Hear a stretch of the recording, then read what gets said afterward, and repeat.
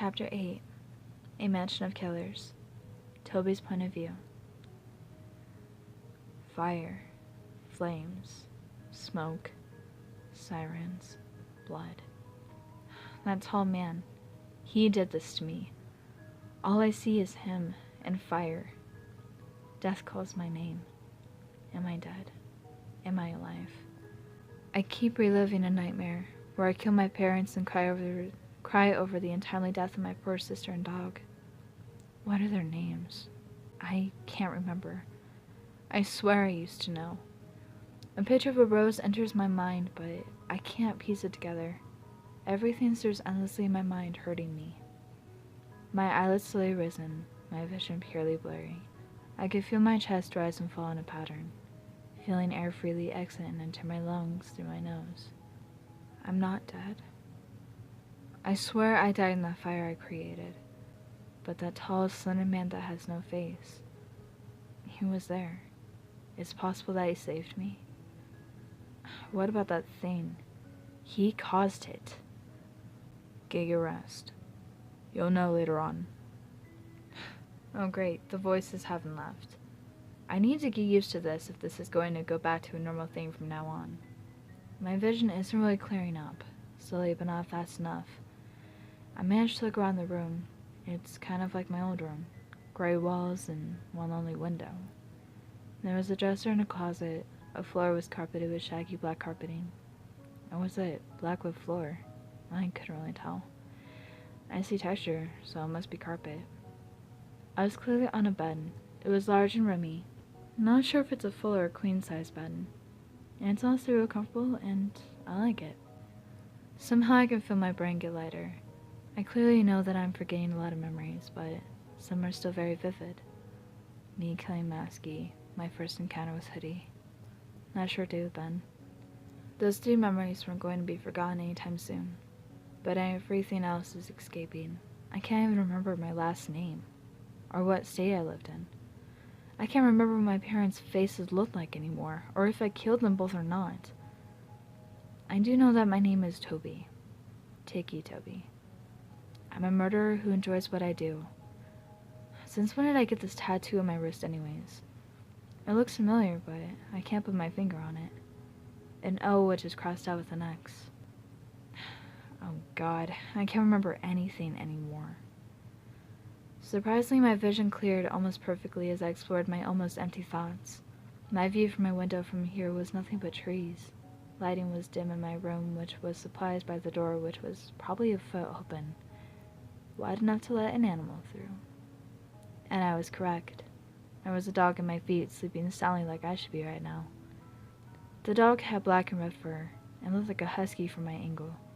Even though I can't make out what breed it is exactly because I can't see its face, I can just tell because of the fur and pointed ears. I actually really want to see his eyes. I heard huskies can have 2 eyes of different colors, like one eye could be blue and the other green. It has always marveled me, and I've always wanted to see a dog who had that trait. I sat up and the dog lifted his head looking at me, probably because I disturbed the sleepy dog. It was definitely a husky.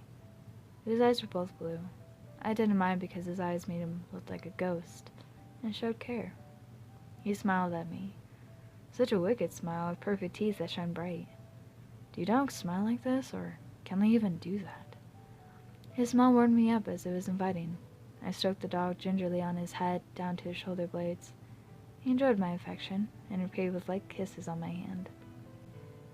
You like him, don't you? A deep voice that sounded surprisingly young, though, asked me. I looked over to see a pale boy leaning in the doorway looking over us both. He had his head up, but we could still see his face. Yeah, he's nice, I replied, still petting the dog. His name is Smile if you haven't figured it out already. You're new. What's your name? The pale boy was probably my age, maybe younger, but not by much. He seemed superstitious, and more curious to know who I was. I'm Toby. People call me Ticci Toby. Who are you? That's the only name that can come to mind. Nothing else will come through. Huh. I can see why they call you that. He points at me as if not surprised or weirded out by my twitches, like they are a real natural thing. He doesn't seem like the guy to make fun of others for being different. I'm Jeffrey. Don't call me that. Everyone calls me Jeff. He was beside me and holds out his hand expecting a handshake, but his facial features drew me in, focusing my sight on him. Must you keep staring at me? He sounded slightly angry, but more annoyed. Your face, I state. His eyes were wide, wider than a regular man's, and blank with almost no life. His smile, though, it was extended across his cheeks up to his cheekbones. Yeah, what about my face? We all have our differences, you know? His white face turned pink and his smile sort of turned into a frown, but couldn't. Sorry. You look unique. I didn't have any problem or anything. Don't be mad at me. I don't even know where I am. I hid my face behind my hand, shielding myself just in case he tries to punch me. Wow. I never heard that before. You're not creeped out? I lowered my hands, viewing Jeff again. He was sat on the bed, rubbing the back of his neck as if flattered. I'm confused. Oh, why would I? Well, I can't blink because I have no eyelids, and I have a permanent smile carved into my face. He smiles a big grin that showed off his teeth. Even the ones through his carved smile. Awesome. It makes you stand out from the crowd. I think it's really cool and the perfect amount of creepy. At this point, I'm just adored by him. Huh. Thanks. You're not that bad of a guy yourself by passing the scars on your fingers. I looked down at my hands to see scars up and down my fingers, just like Jeff had said. I forgot I chewed my fingers from time to time. Oh, Toby. You're in a mansion owned by a guy who really gets on my nerves. He must have took you in. There's 3 reasons why you'd be here, though. A mansion? That tall man took me in? And what are those reasons, Jeff? 1, if you've done something really bad. Like if you are a teenage killer like I am, and you stand out or need or just want shelter, at least 3 people who live here, including me, are here for this reason. Numerous people live here? Makes sense, but the guy who lets them live here must be bananas. So many people live here? Yeah. Reason 2, if something bad has happened to you in general. Really, only poor little Sally is that person. She was raped and beaten to death. She came back to life and lives here now. Jeff looked sad after talking about that little girl. Poor girl, I said under my breath. Reason 3, if you're a proxy. What's a proxy? It means you belong to Slenderman. It's sort of like you do his dirty work for him. It's pretty bad. He makes them do something horrible, capturing their memories and sculpting them into killing machines. Jeff went silent and stares at me confused. It's different for a hoodie, though. He stores his memories. Was the second person to live in this mansion. I don't know exactly why he ever came here, but it's a story for a different time. Masky? I don't know anything about that gatewad. I do know that you become your own person when you're a proxy, because Sunday gives you a new start at life, but under his rule. Did I just hear those 2 names? Jeff, a proxy is a servant in a way. How is that like? I think I'm a proxy. I don't know. I'm not a proxy. The only way you can be a proxy anyways is if you have Sunday's symbol. I remember the marking on my wrist. It must not be a tattoo then. Like this? I pull up my sleeve and reveal the symbol, causing Jeff's eyes to become wider than they ever were. That's it. Don't worry. I promise you won't be an outsider in this mansion like them 2 are. You can talk to me whenever. I don't talk to anyone here other than Jack anyways. You deserve better than the 2 other proxies. You're cool. And call me a friend. Don't be shy. So I'm a proxy. The 2 guys who tried killing me before are like me in a way. Do they seriously get treated as badly as Jeff is hinting at? If so, I'm glad Jeff is by my side. We only just met and he's a nice person. Judging by the fact that he is a serial killer, he probably doesn't usually act like this. Sweet. So, who's Ben? I think he tried being my friend before, so is he a proxy as well? No, That boy is just an annoying game virus who was a human at one point and then got stuck in a game and then man-infested into a half-human, half-virus thing who sadly can't die. I don't like him, but I know what you're thinking about. A few weeks ago, he found out about Sunday's plans for the new proxy, which is you, and Ben wanted to meet you, and when he came back here, Sunday threatened to actually kill him if he interferes with you again, so he disobeyed and kept doing it, but never got caught. Call you lucky if Ben risks his life to be your friend. That means you're worth something. Ben has such a story behind him that I never knew. Explains why he's so short and acts like a kid who dresses like Link. If he got stuck in a video game, it must have been a Zelda game, like Wind Waker or Majora's Mask. I'm worth something? I take a mental picture of myself and wonder how. Yeah, as I said, you're cool. Do you want anything to eat or maybe meet the rest of the household? Jeff clearly wanted to get off the subject of me in general. Depressing, but makes sense. I'm not hungry, but sure, I'd like to meet the rest of the people who live here. I'm going with it. I'm pretty sure he doesn't want a friend of proxy like me anyways, based on everything he said about them. Jeff starts walking out of the room but stops. Well, you coming? He points at me then crosses his arms. He's waiting for me. I nod eagerly and get out of the bed. Smile jumped off the bed right after I did and ran beside his master. I tripped. Watch where you're walking, idiot. Even I saw that stool from a mile away. I looked down and see it was a short gray stool. I'm so clumsy it almost hurts. Huh, too bad I can't. Ha. Need help? Nah, I can pick myself up. Even though I struggled to get up, I did, and picked up the stool. My hoodie was neatly folded and cleaned as it was sat upon the stool. Another note was pinned to the hoodie. Can you please learn to keep your hoodie clean? I won't be there to clean it every time. Sally. Oh, yeah, Sally is generous, but she really won't clean your clothes all the time. She's easily fed up. Jeff took the note from me, rude, but I didn't exactly mind. Come on, do you want to see everyone or not? Jeff was clearly an impatient guy, so I better hurry up. So I threw on the hoodie and followed him out the door. Okay, this is clearly your room from now on. Everyone else's rooms are in the same hallway that we are currently in, so take mental note on where your room is located, because you may just get your throat slit if you walk into the wrong room. My eyes went wide in shock. Yikes! Hopefully my memory can grasp onto this. If not, then... Toby, don't freak out too much. They may let it slide because you're so new. I mean, they brought you here like a day ago. They'll go easy on you for now. Huh? Toby. I'm the most dangerous guy that lives here, if Sunday doesn't count. And if you took on masking the hoodie as easily as you did, then you have nothing to worry about. God, how strong is Jeff then?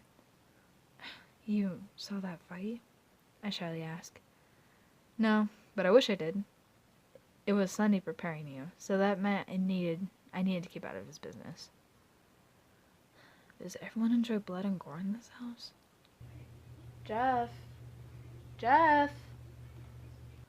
Another masculine voice calls out. The voice was strangely similar to Jeff's. What? Jeff called back boringly. Oh, there you are. Jeff, it's nightfall. Want to go out? A boy appeared around the corner. He had brown hair and wore a black hoodie. When he came up to Jeff asking him a question, I saw that he wore a blue mask that covered his entire face. He had holes for eyes that oozed black stuff, most likely blood. He had gray skin with a small tint of blue. Actually, no. I'm showing the new guy around. Jack, this is Toby. Jack is his name. It's such a simple name for such a creepy guy. The name actually suits him. I don't know if it was his name in the first place or if he changed it to Jack. Jeff basically said everyone who lives here was either in a tragedy or has killed someone. Jeff has a killing name, a title I should say. So what about Jack? Fresh meat, huh? Keep an eye open at night. I expected a handshake, but got a threat instead. Jack, don't scare him. I know you won't do that. I turned my head to Jeff, shocked at his sudden outburst of protection. Try me. Jeff, you can't protect him. I give respect because it's a change in heart for you to do that. He's a proxy. He's eventually gonna go off on his own, even if he likes it or not. Besides, I was just staying for him to keep out of my way. I thought Jeff said him and Jack are friends, and I don't think friends are supposed to fight like this. I'm not protecting him, Nimrod. I'm just saying, he's new, take it easy on him. But I swear that if you do kill him, then you're dead to me. They both pulled knives out on each other, clearly angry with each other. On the edge of my seat, waiting to see what happens next. Aw, Jeff is gonna soft for a proxy. Maybe I have, maybe I haven't. Smile likes him, and whoever he likes is a friend to me. Now please, back off. The soft spot for the dog. Huh, not surprised. They both pocketed their knives and turned to me. Consider yourself lucky, Spaz. You're untouchable. He holds his arm up to punch me and I flinch. Have you ever heard of a fist bump? I shake my head no. Brofist? Yeah, I've heard of a brofist. It's a YouTuber's name he always did. I think his name was Beauty. I don't know. Felix. Yeah, that's his name. Come on, bro. I give him the brofist and I could tell he was smiling under his mask. Maybe you're not bad after all. Mask and nudity are boring. I wonder if it's just them or a side effect of becoming a proxy. I'm not so sure myself, Jeff states. Guys, I hate to break it, but I'm really boring. I was isolated for half of my life. Honestly, I'm surprised I knew what a brofist was. The guys look at me with wild looks. I won't change that for you. I see potential. How old are you exactly? Jack lifted up his mask slightly, revealing a wicked smile with 2 rows of sharp teeth. I'm 17, I replied with a smile. Wow, you're older than Jeff. Jack was beyond surprised by my answer. How old are you guys then? I'm 15. I came here when I was 14, after something I refused to talk about. Jeff looked away, lost and upset, disturbed by my question. I'm 18, said Jack. Jeff looks like he's 16, and Jack looks like he's 15. They need to switch places. Alright, I said in a questionable tone. I didn't mean it to come out that way, but it did. Can we please meet the other people who live here? Sure, but I'm just gonna say, there was other people who did live here, but they've been unfortunately kicked out for fighting with Jeff. Jack warned me. 3 people that I know of. Who are they? Better if you figured it out yourself, okay? That's exactly what I told him, Jack. Oh, so Toby is dying to know. Cut it out, Jack. If you still want to go on a late night kill, then go before you try and kill us. Jeff had no eyelids, but clearly was trying to give a dirty look at the blue boy. He gave an evil smile and left the hallway, chuckling evilly. Don't mind Jack, Toby. He'll normally talk about that type of crap. Actually, it was really entertaining. I grinned lightly. Well, it's annoying to me. Jeff starts walking off. I follow, making myself feel like a lost person following a guide out of a maze. The mansion had endless twists and turns. Jeff must have learned his way around. Learned quickly, too. He's either been here for a year or less. We finally were led to a big room, with a large staircase that was the only way to get upstairs. I guess we were both upstairs after all. We went downstairs and saw doors to the outside. The room branched off into 2 other rooms. To the left was a room with a large table, able to easily fit 20 people or more. To the right, the room was the same size as the dining room, had a few rustic chairs and a large couch that matched. I couldn't see anything else because I wasn't in that room. Spaz, everyone is in the living room. You coming? I guess I was lost in my train of thought. I nodded eagerly as I was still on the final step of the grand staircase. Jeff was easily 10 feet into the living room. I ran over to him and saw the rest of the room perfectly. A large flat-screen TV and numerous game systems on a cabinet that stood on the floor. There was also a few bookcases half filled with books. There was dim lighting supplied by the roaring fireplace. There was a few lamps, but they weren't on. Everyone stood around and sat near a TV. Get your heads out of the TV for a goddamn minute. Jeff scowled at the others and they looked back angrily. Spaz wants to meet you guys. Must you keep calling me a Spaz? I hate the new nickname Jeff and Jack gave me. I'm not a spaz, I just twitch from time to time. Wait, does that mean I am a spaz? Deal with it. Hi, Toby. Do you miss my adorable face? A little girl with long curly brown hair, pink nightgown, brown eyes, who's also covered in blood, walks up to me and hugs my legs. She's so short compared to me. She came up to my waist. I don't know you, I politely tell the small girl. She leant up at me longingly with sadness struck in her eyes. But you said I was cute, and I helped Sunday fix you up a while ago. And I did that to your hoodie. You could not have forgotten me. She was on the verge of tears. Sally, remember he's a proxy. He doesn't exactly have his memories. Jeff pulled the little girl of whom I guess I met in the past off my legs. How could I forget her cute little face? Oh, right. Sally goes to the corner of the room and places some Barbie dolls matching ponies. Do you remember me? It's Ben. Ben! Heck yeah, I thought you forgot about me. Ben jumps up on me, onto my back at least. I could feel the static within his body. What about us? I heard two boys ask in unison. Looking over, I saw two nightmares come true once again. I walked backwards, slowly bumping into the wall behind me, squishing Ben and hearing him yelp. I'm out of here! Ben disappears into the TV, leaving me, Jeff, and the two other proxies. I thought I killed you. Hoodie Masky kept walking closer to me. Huh, I thought you did too, Masky replies. I won't hurt you. But since you're the new guy, you won't take my place. I was here first. Hoodie was stern. Toby, go to your room. Jeff was subtle and motioned for me to leave. I did as he said, no questions asked. Jeff's point of view. I waited until Toby was no longer in my sight before I did anything to offend him. You guys are jerks. All of you.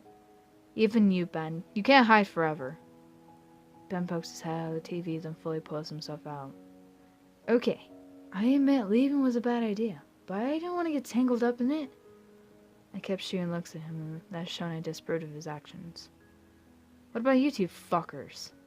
My anger was showing an unhealthy amount. He almost killed me. I know he'll take my place. That's not Toby's problem. Slenderman said that it was his training. Masky, you're not dead and you're doing just fine right now. And Hoodie, that's something you can worry about later. Now leave Toby alone. Me and Jack said that we'll make sure you guys treat him with respect, as they're trying to kill him. Everyone was wide-eyed, or at least I think. I'm with Jeff on this. Don't fuck with Toby or else you'll be messing with us. Ben walks over to me and pulls out his sword, unmasking Hoodie. Fine, but no promises. Hoodie remarks and leaves the room. Masky left with him. Masky, quit following me! I heard a punch noise and Masky re-enters the room. This means nothing. And he walks over to the couch, rubbing his shoulder in pain. I smile at his pain and satisfaction. Jeff, Toby's already an outsider, Ben states. Yeah, I know. It's clear that Jack was lying to Toby earlier. This is not working out so well. I could tell Ben was looking up at me, but I couldn't grasp onto my surroundings, but my thoughts instead.